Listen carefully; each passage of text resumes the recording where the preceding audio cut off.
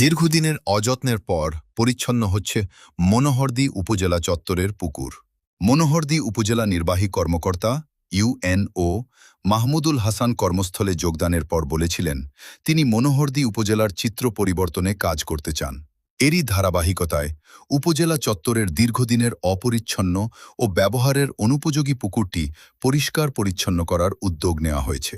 ইতোমধ্যে পুকুরটির পরিষ্কার পরিচ্ছন্নতার কাজ চলমান রয়েছে। দীর্ঘদিন পর পুকুরটি ব্যবহারের উপযোগী হয়ে ওঠায় স্থানীয় বাসিন্দা ও সাঁতার শিখতে আসা কিশোরদের মধ্যে দেখা দিয়েছে স্বস্তি। পুকুরটি পরিষ্কার হওয়ায় এর সৌন্দর্য অনেকটা বৃদ্ধি পেয়েছে। সাঁতার শিখতে আসা কয়েকজন কিশোর বলেন, পুকুরটি পরিষ্কার করে গোসল ও সাঁতার শেখার উপযোগী করে দেওয়ায় আমরা এখানে এসে সাঁতার শিখতে পারছি।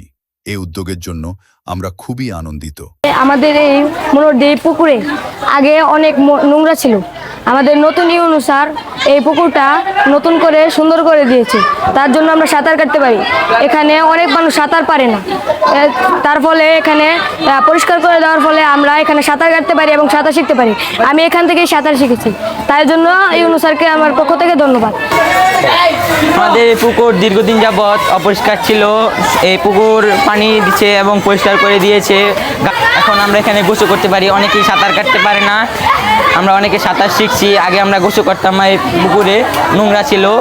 আরও যদি পরিষ্কার করে দেয় তাহলে ভালো হতো আমাদের। সবাই আমরা প্রতিদিন গোসল করব। স্থানীয় বাসিন্দারা বলছেন, শুধু পরিষ্কার করলেই হবে না, ভবিষ্যতেও পুকুরটির পরিচ্ছন্নতা বজায় রাখা জরুরি। পুকুরে যেন কেউ ময়লা আবর্জনা না ফেলে এবং নিয়মিত পরিচর্যার মাধ্যমে এর বর্তমান পরিবেশ বজায় থাকে, এটাই সাধারণ মানুষের প্রত্যাশা।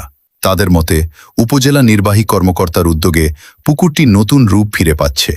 কাজটি সম্পন্ন হলে এটি উপজেলা চত্বরের সৌন্দর্য বৃদ্ধির পাশাপাশি সাধারণ মানুষের জন্য একটি সুন্দর ও ব্যবহারযোগ্য স্থান হিসেবে গড়ে উঠবে।